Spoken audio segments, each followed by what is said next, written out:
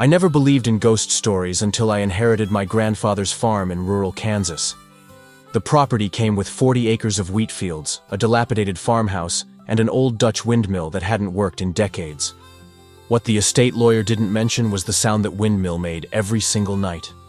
It started on my third evening there. I was lying in bed, trying to adjust to the profound silence of the countryside after years of city living, when I heard it. A slow, rhythmic creaking that seemed to pierce through the walls of the old house. At first, I assumed it was just the wind catching the broken blades, but there was something unsettling about the consistency of the sound. The creaking followed a pattern. 3 long groans, followed by silence, then 3 more groans. It continued from midnight until dawn, never varying, never stopping. During my first week, I barely slept. I'd lie there listening, counting the sequences, wondering why a windmill with seized mechanisms could move so regularly. I tried everything to block out the sound. Earplugs, white noise machines, even sleeping pills my doctor had prescribed years ago for insomnia. Nothing worked. The creaking seemed to bypass my ears entirely and resonate directly in my bones. By the second week, I was desperate enough to venture outside during one of these nocturnal concerts. Armed with a flashlight, I walked across the overgrown yard toward the towering structure. The windmill stood about 60 feet tall, its wooden frame weathered to a silver gray that gleamed ghostly in the moonlight. But here's what unsettled me most. As I approached, the creaking stopped immediately. Complete silence. I stood there for 20 minutes, shining my flashlight up at the motionless blades, waiting. The moment I turned to walk back to the house, the sound resumed. That's when I knew something was very wrong with this windmill. Chapter 2. Research and Revelations. The next morning, I drove into town to learn more about the property's history. The local library was housed in a converted Victorian mansion, and the elderly librarian, Mrs. Patterson, seemed to know everything about everyone who had ever lived in the county. When I mentioned my grandfather's windmill, her expression changed immediately. She glanced around the empty library before leaning closer and lowering her voice. "That windmill has quite a history," she whispered. "Your grandfather built it in 1962, but it stopped working properly after just 5 years. Strange thing was, he never tried to fix it. Just let it stand there. Broken." Mrs. Patterson pulled out a thick folder filled with old newspaper clippings and photographs. She showed me a picture from 1967 showing the windmill in its prime, its blades turning smoothly against a clear sky. But there was another photo from 1968 that made my blood run cold. The headline read, "Local man missing after windmill accident." The article described how Thomas Morrison, a maintenance worker my grandfather had hired to repair the windmill, had disappeared during a routine service call in 1967. His tools were found at the base of the structure, but Thomas himself was never seen again. "They searched for weeks," Mrs. Patterson continued. "Dragged the pond, combed through the fields, even brought in dogs from the state police. Nothing. It was like Thomas just vanished into thin air." The article mentioned that my grandfather had immediately stopped using the windmill after the incident. He'd boarded up the access door and forbade anyone from going near it. The structure had remained untouched for over 50 years. "Most folks around here think Thomas fell and his body was never found," Mrs. Patterson said. "But there were always rumors." She didn't finish the sentence, but I could see in her eyes that she believed something more sinister had happened. As I drove home that afternoon, I couldn't shake the feeling that the nightly creaking wasn't just mechanical. It was a message. Chapter 3. Examining the structure. Armed with new knowledge about the windmill's dark history, I decided to examine the structure more closely during daylight hours. I found a ladder in the barn and approached the base of the windmill, with a mixture of curiosity and dread. The wooden boards that my grandfather had used to seal the entrance were weathered and loose. Some had fallen away entirely, leaving gaps large enough to peer through. I shined my flashlight into the darkness within, and saw a narrow wooden staircase spiraling up into the shadows. The interior smelled of old wood and something else, something metallic and unpleasant that I couldn't identify. Dust particles danced in my flashlight beam, and I could see that despite being sealed for decades, the inside of the windmill was remarkably well preserved. I noticed something that the missing person report hadn't mentioned. Thomas Morrison's toolbox was still there, sitting at the bottom of the staircase exactly where he'd left it 55 years ago. The tools were covered in rust, but they were all still there. Hammers, wrenches, screwdrivers, even a thermos that still contained the dried remains of coffee. What struck me as odd was the positioning of everything. The toolbox was closed and neatly placed, as if Thomas had carefully organized his equipment before what? If he'd fallen from the windmill, wouldn't his tools be scattered? If he'd left voluntarily, wouldn't he have taken them with him? I climbed the first few steps of the staircase, testing each plank carefully. The wood was solid despite its age, and the structure felt stable. Through the gaps in the windmill's walls, I could see the countryside spread out below, my grandfather's fields, the farmhouse, and the distant tree line where the property ended. That's when I noticed something that made me freeze. Carved into the wooden beam beside the staircase, barely visible in the dim light, were words scratched in a desperate, shaky hand. He's still here. Chapter 4. The Night Vigil. I couldn't sleep that night, but for once it wasn't because of the creaking. The words carved into the beam haunted my thoughts. He's still here. Who was still here? Thomas Morrison? My grandfather? Someone else entirely? Around 11:30 p.m., I positioned myself at my bedroom window with a pair of binoculars I'd found in my grandfather's study. I wanted to observe the windmill during its nightly performance, to see if I could spot any movement or figure out what was causing the sound. At exactly midnight, the creaking began. Through the binoculars, I watched the windmill's blades, but they remained perfectly still. The sound was definitely coming from the structure, but not from the mechanism I expected. It seemed to originate from somewhere deep within the wooden frame itself. As I watched, I noticed something that made my heart race. There was a faint light moving inside the windmill. Not electric light, but something softer, more organic, like candlelight or phosphorescence. It appeared briefly in different windows as it moved up the internal staircase, following the same path a person would take to reach the top. The light would pause at each level, and during these pauses, the creaking would intensify. It was as if something was stopping to examine each floor before continuing upward. The entire journey from bottom to top took about 10 minutes, and then the light would disappear entirely. 15 minutes later, the process would repeat. Light at the bottom, slow ascent, pauses at each level, then disappearance at the top. Over and over, all night long, in the same pattern I'd been hearing for weeks. I watched until dawn, mesmerized and terrified by this supernatural routine. Whatever was in that windmill was intelligent, purposeful, and trapped in an endless cycle of movement. The realization that I'd been living just 100 yards away from this paranormal activity made my skin crawl. By morning, I'd made a decision that would change everything. I was going to climb that windmill and confront whatever was inside. Chapter 5. Preparing for the ascent. The next day, I spent hours preparing for my expedition into the windmill. I gathered supplies, multiple flashlights, extra batteries, a camera, rope, and a crowbar in case I needed to force any doors or remove obstacles.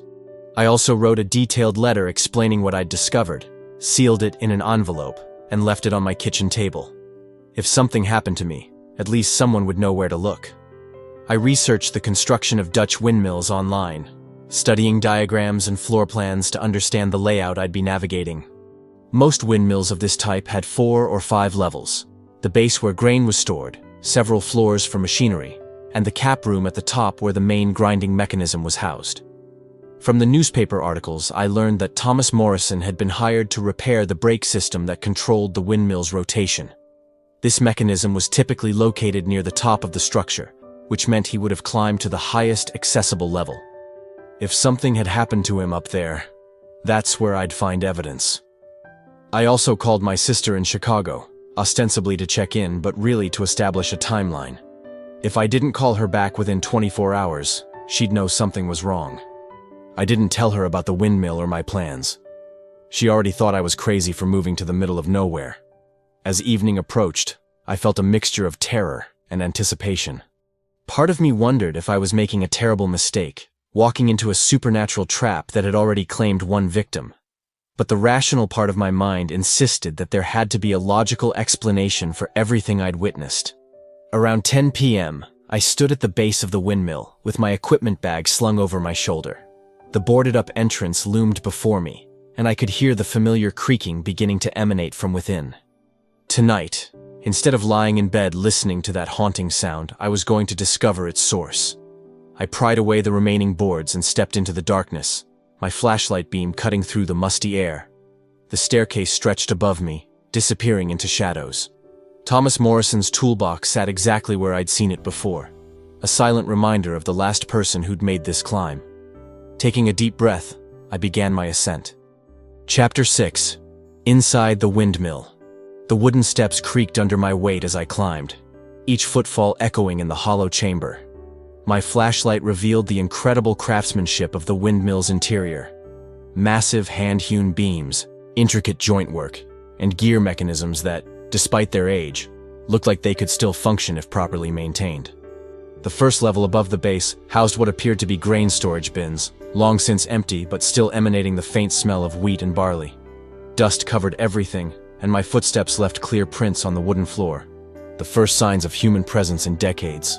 As I climbed higher, I began to notice something disturbing. The dust patterns weren't uniform. While most surfaces were covered in a thick layer of accumulated grime, there were areas, particularly around the staircase and near the windows, where the dust was thinner, as if something had been moving through regularly. On the third level, I found the main grinding mechanism, enormous millstones surrounded by complex wooden gearing. This was where grain would have been processed into flour, and the machinery was impressive even in its dormant state. But what caught my attention wasn't the equipment. It was what I found scattered around it. Personal belongings. Not from Thomas Morrison's time, but much more recent. A water bottle with a date stamp from 2 years ago. A granola bar wrapper. A small notebook with entries written in my grandfather's handwriting, the last one dated just 3 months before his death. I opened the notebook with trembling hands and began to read entries that revealed a secret my grandfather had kept for half a century. The first entry was from 1968, just after Thomas Morrison's disappearance. I know what happened to Thomas. God help me, I know what I did. But I can't tell anyone. They'd never understand. Some secrets are too terrible to share. The entries continued sporadically over the years, documenting my grandfather's regular visits to the windmill. He'd been coming here, climbing these same steps, wrestling with guilt and something else. Something he referred to only as the presence. Chapter 7. The Terrible Truth. My grandfather's notebook revealed a story more horrifying than I could have imagined. According to his entries, Thomas Morrison hadn't simply disappeared. He'd been murdered, and my grandfather had been the one who killed him. The entry from 1967 contained the full confession. Thomas found out about the money I'd been skimming from the crop sales. He was going to expose me, ruin everything I'd built. We argued at the top of the windmill, and in my rage, I pushed him. He fell, but not down the stairs. He fell into the grain chute. The impact broke his neck instantly. My grandfather had then done the unthinkable. Rather than report the accident, he'd concealed Thomas's body within the windmill itself, sealing it behind a false wall in the grain storage area. He'd told everyone that Thomas had simply left town, and without any evidence of foul play, the investigation had eventually gone cold. But the guilt had consumed him. The notebook detailed years of torment, sleepless nights, and the gradual realization that he wasn't alone in the windmill. Thomas's spirit had never left. He climbs the stairs every night, one entry read. I can hear him making his rounds, checking the machinery like he always did. Sometimes I see his light moving from window to window. He's still trying to do his job, even in death. My grandfather had become obsessed with the windmill, visiting it regularly to what? Apologize? Confess? The entries became increasingly erratic over the years, filled with references to conversations with Thomas, promises to make things right, and desperate attempts to appease the restless spirit.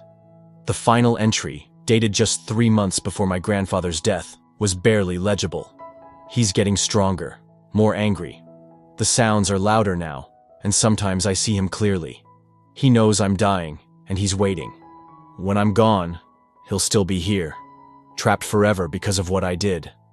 God forgive me. As I finished reading, I realized the horrible truth. I had inherited not just a farm, but a haunted windmill containing the hidden remains of a murder victim. And Thomas Morrison's spirit was still here, still climbing those stairs every night, unable to rest until his body was found and given a proper burial. Chapter 8. Finding the Hidden Chamber. Armed with the knowledge from my grandfather's confession, I descended back to the grain storage level to search for Thomas Morrison's concealed remains. According to the notebook, the body had been sealed behind a false wall somewhere in this area, but after 55 years, any construction would have aged and weathered. I examined every wall section carefully, tapping on the wooden panels and listening for hollow sounds that might indicate a hidden space. Most of the storage area was solid, but along the north wall, I found a section that sounded different, more resonant, as if there was an empty space behind it. The false wall had been expertly constructed, nearly indistinguishable from the original structure. But decades of temperature changes and settling had created small gaps in the joints. When I shined my flashlight along these cracks, I could see into the darkness beyond.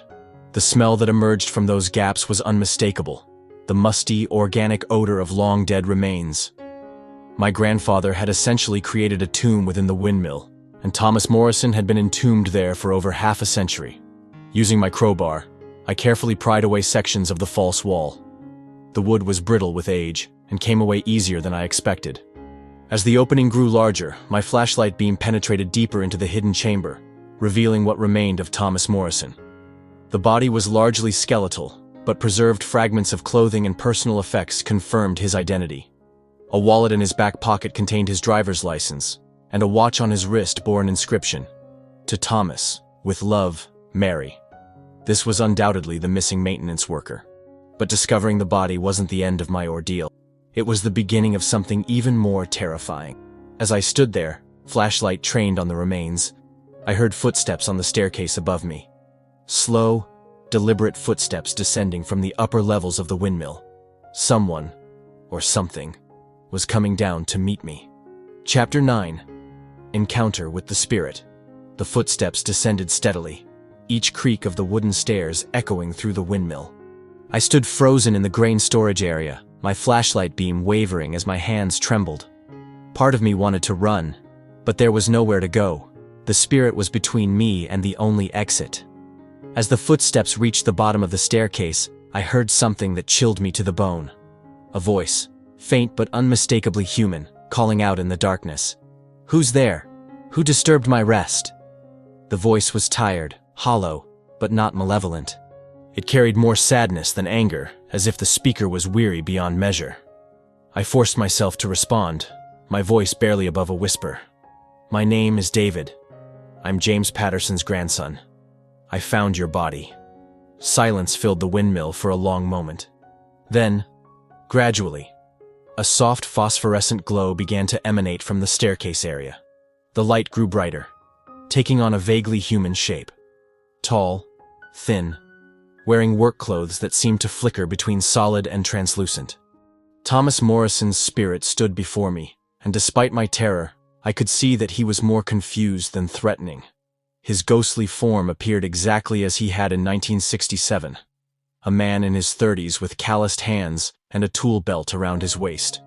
"You found me," he said, his voice echoing strangely in the confined space. "After all these years, someone finally found me." I struggled to find words. "Thomas, I know what happened to you." I read my grandfather's confession. He was tormented by guilt for decades. The spirit's expression softened slightly. "James visited me often. He'd climb these stairs and sit with me, apologizing, weeping. I could see his remorse, but I couldn't forgive him. I couldn't rest while my body lay hidden, while my family never knew what became of me." Thomas explained that he'd been trapped in the windmill since his death, compelled to repeat his final work routine every night, climbing the stairs, checking the machinery, unable to complete his task because he was already dead. The endless cycle had driven him to the edge of madness. "But now you've found me," he continued. "Now my family can know the truth. Can you help me, David? Can you give me the peace I've been seeking for 55 years? Chapter 10. Making Amends. Thomas Morrison's request was simple but profound. He wanted his remains properly buried and his family informed of what had happened. After 55 years of supernatural torment, he was ready to find peace, but he needed help from the living world to achieve it. I spent the next hour in the windmill, talking with Thomas's spirit and learning about the man he had been. He told me about his wife Mary, who had died 10 years ago, still wondering what happened to her husband. He spoke of his children, who were now in their 60s, and his grandchildren who had grown up hearing stories about the grandfather who mysteriously vanished. "I had so much to live for," Thomas said, his ghostly form flickering in my flashlight beam. "Mary was pregnant with our third child when I died. I never got to meet my youngest son, never got to see any of them grow up." The weight of this tragedy, not just Thomas's death, but the decades of grief his family had endured, made my grandfather's crime even more devastating. A moment of rage had destroyed multiple lives and created a supernatural prison that had lasted over half a century. Thomas gave me specific instructions for contacting his surviving family members. His oldest son, Robert, still lived in the county and could be reached through the phone book. His daughter Catherine had moved to California, but maintained contact with local relatives. He wanted them to know not just how he died, but that he had never stopped loving them. "There's something else," Thomas said as our conversation drew to a close. "Your grandfather wasn't an evil man, David. He made a terrible mistake in a moment of panic, and then compounded it by hiding the truth. But I've watched him suffer for decades. I've seen his remorse. When you contact my family, tell them that I forgive him. It's time for all of us to find peace." As dawn approached, I could see Thomas's form beginning to fade. The supernatural energy that had sustained his presence for so long was finally dissipating now that his body had been discovered. "Thank you," he whispered as he disappeared entirely. "Thank you for giving me back my death." Chapter 11. Revealing the truth. The next morning, I faced the difficult task of contacting both the authorities and Thomas Morrison's family. I started with the county sheriff, explaining that I'd discovered human remains on my property that I believed were connected to a decades-old missing person case. Sheriff Martinez arrived within an hour, accompanied by a coroner and a forensics team. I showed them to the windmill and explained how I'd found the hidden chamber, though I omitted the supernatural aspects of the discovery. The physical evidence spoke for itself: skeletal remains, personal effects, and a concealed burial site that clearly indicated foul play. The forensics team carefully removed Thomas's remains and collected evidence from both the hidden chamber and the surrounding area. Dental records would be needed for official identification, but the personal effects made it clear that these were indeed the remains of Thomas Morrison. While the investigation proceeded, I located Robert Morrison, Thomas's oldest son, who was now 67 years old. The phone call was one of the most difficult conversations of my life. "Mr. Morrison, my name is David Patterson. I'm calling about your father, Thomas Morrison, who disappeared in 1967. There was a long silence before Robert responded. "You found him, didn't you?" I confirmed that remains had been discovered on my grandfather's property, and that the authorities were conducting an investigation. Robert's voice broke as he spoke about the decades his family had spent wondering about his father's fate. "My mother never remarried," he told me. "She always believed Dad would come home someday. She died 10 years ago, still waiting for him." I arranged to meet with Robert and his sister Catherine, who flew in from California as soon as she heard the news. Together, we sat in my grandfather's living room as I explained what I had discovered. Not just the physical remains, but the full story of what had happened that day in 1967. Chapter 12. Closure and Consequences. The revelation of Thomas Morrison's murder sent shockwaves through our small rural community. My grandfather had been a respected member of the community for decades, and the news that he had committed murder and concealed it for 55 years was almost impossible for many people to accept. The sheriff's investigation confirmed the basic facts from my grandfather's notebook. Forensic examination of the remains revealed a broken neck consistent with a fatal fall, and the manner of concealment clearly indicated deliberate hiding of the body. While my grandfather was beyond legal prosecution, the case was officially classified as a solved homicide. Thomas Morrison's family held a proper funeral service 55 years after his death. The entire community attended, as much to pay respects to the victim as to process the shocking revelations about my grandfather. Robert Morrison delivered a eulogy that was both heartbreaking and gracious, speaking about his father's love for his family and his dedication to his work. During the service, Robert approached me with tears in his eyes. "Thank you for finding him," he said. "And thank you for telling us the truth, even though it was difficult. Dad always said that honesty was the most important thing, no matter how much it might hurt."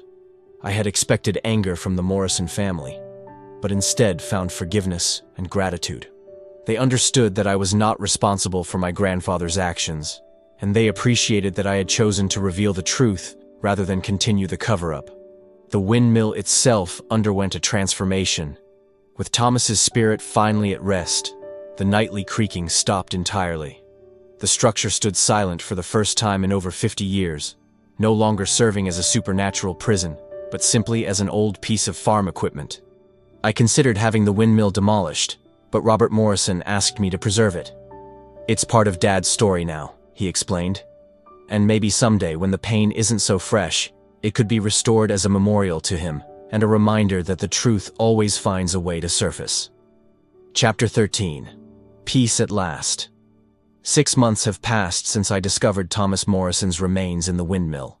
The structure still stands on my property, but it no longer holds any terror for me. Instead, it serves as a reminder of the importance of truth and the devastating consequences of hidden guilt. I've learned more about both men whose lives intersected so tragically in that. Thomas was remembered by everyone who knew him as a skilled craftsman, devoted husband, and loving father. My grandfather, despite his terrible secret, had spent decades trying to make amends through charitable work and community service, though nothing could truly balance the scales of what he had done. The windmill has become something of a local landmark. People drive by to see the site where one of the county's oldest mysteries was finally solved.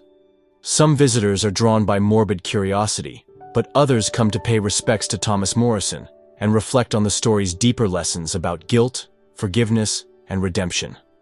I've decided to stay on the farm and restore it to full operation. The wheat fields that my grandfather once worked are productive again, and I've found peace in the routine of agricultural life. Sometimes, on quiet evenings, I sit on the farmhouse porch and look out at the windmill, remembering my supernatural encounter and marveling at the chain of events that led to its resolution. The most remarkable aspect of this experience has been witnessing the healing power of truth. Thomas Morrison's family finally has closure after decades of uncertainty. My grandfather's secret burden has been lifted, even in death. And I've learned that some mysteries, no matter how deeply buried, will eventually demand resolution. The windmill no longer creaks in the night. The spirit that once climbed its stairs in endless repetition has found peace.